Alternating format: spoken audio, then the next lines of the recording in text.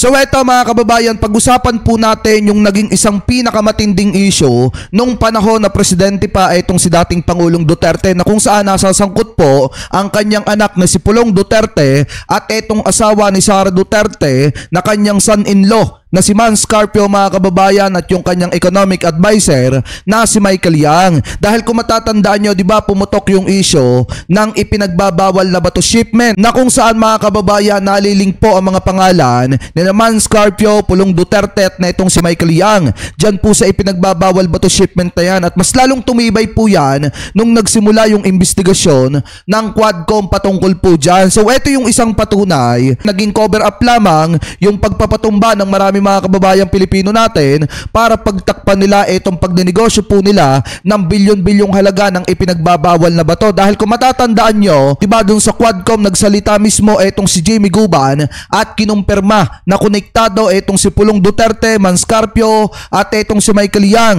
dito sa tinutukoy mga kababayan na pag-iismag ng ipinagbabawal na bato na nagkakahalaga ng 11 billion. At kung matatandaan nyo pa nga rin, nadadawit din yung kanilang pangalan sa 6.5 billion halaga ng ipinagbabawal na bato shipment na nakalagay sa magnetic lifter. So ngayon, kung titingnan nyo, medyo natahimik na at hindi na napapag-usapan etong isyong ito na kinakailangan na mabuksan ulit mga kababayan at mapag-usapan po ulit, dahil the more na hindi po ito napapag-usapan at nakakalimutan ng mga kababayang Pilipino po natin, the more na nawawala din yung chance para sagutin ni Paulo Duterte ito pong isyo na kinakaharap nila ni Mans Carpio. Dahil nga mga kababayan, etong si Jamie Guban ay saksim buhay na itinuturo etong si Michael Yang, Paulo Duterte at ito pong si Mans Carpio na nagpapagulong at nagdinegosyo ng ipinagbabawal na bato dito po sa ating bansa. Ito po ay hindi milyon lamang yung halaga, kung hindi bilyon-bilyong halaga ng ipinagbabawal na bato. Kaya nga mga kababayan, nakakapagtaka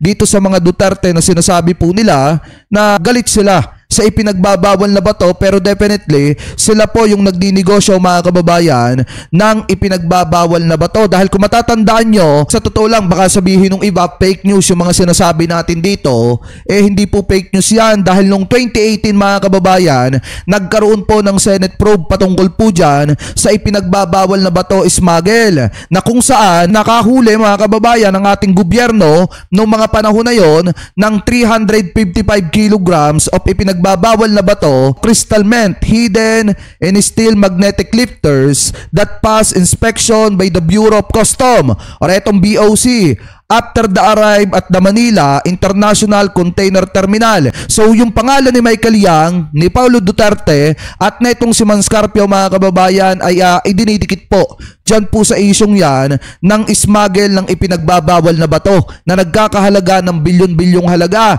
So yan yung mga patunay mga kababayan na yung mga plataforma at yung sinasabi na mga Duterte na galit po sila sa ipinagbabawal na bato ay isang malaking kalokohan po yan. Dahil paano nga naman sila magagalit sa ipinagbabawal na bato kung sila mismo mga kababayan ang nagdinegosyo ng bilyon-bilyong halaga ng ipinagbabawal na bato, at ginamit pa nila na panakip butas yung sunod-sunod na pagpapatumba ng mga kababayang Pilipino natin para mapagtakpan yung pagpapagilong nila ng bilyon-bilyong halaga ng ipinagbabawal na bato dito po sa ating bansa. Kaya dun sa mga kababayang Pilipino po natin, iwasan nyo pong magpabudol sa mga taong ito, at dapat po mapag-usapan ulit ito sa lalo't madaling panahon, lalo na at napakatibay ng paninindigan at paniniwala ni Jamie Guban na sangkot etong si Paulo Duterte, etong si Michael Yang at etong si Mans Carpio sa pagnenegosyo ng ipinagbabawal na bato dito po sa ating bansa. Nakakalungkot nga lang, sa panahon ni dating Pangulong Duterte, puro mahihirap lang yung tinamaan ng kanyang kamay na bakal at hindi man lang tinamaan etong kanyang anak at etong kanyang son-in-law na asawa ni Sara Duterte. Dahil nga mga kababayan, nasasangkot po etong mga ito sa pag-i-smuggle ng ipinagbabawal na bato, at yan po ay naging balita noong 2018 hanggang sa matapos mga kababayan yung investigasyon na isinasagawa ng Quadcom hanggang sa ibinulgar ni Jamie Guban at netong si Taguba etong patungkol dito po kay Mans Carpio, Paulo Duterte at dito kay Michael Yang na kahit kailan ay hindi naaksyonan ni dating Pangulong Duterte. Ibig sabihin, kapag ka sa mga kaalyado nila may gumagamit ng ipinagbabawal na bato or nagbibenta ng ipinagbabawal na bato, absuelto. Pero pagka mga kababayan, yung mga Pilipinong pobre na katulad po natin, ang kanilang naispatan automatic ipinapatumba noong mga panahon na presidente pa, eto pong si dating Pangulong Duterte. Kaya wag na po kayo magpabudol sa ganyang klase ng mga plataforma nila dahil kahit kailan hindi naman po nawala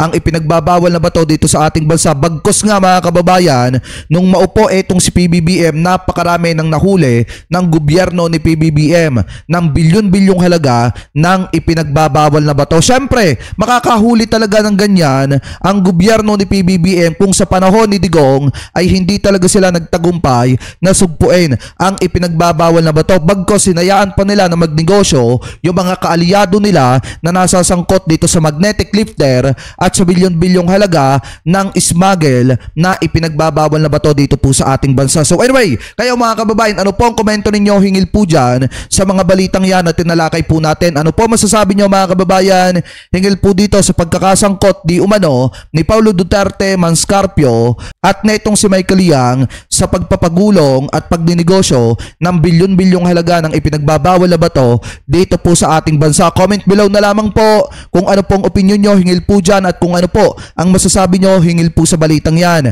At bago po tayo pansamantala magpaalam, maraming salamat po sa lahat ng Team Replay na hindi po nakakalimutan mag-iwan ng inyong mga komento, mag-like ng ating mga video at mag-subscribe sa ating YouTube channel. Maraming salamat din po sa lahat ng Team Replay na hindi po nakakalimutan na wag po mag-skip ng ating mga ads. Maraming salamat po. Ingat po kayo palagi. God bless po. Thank you po.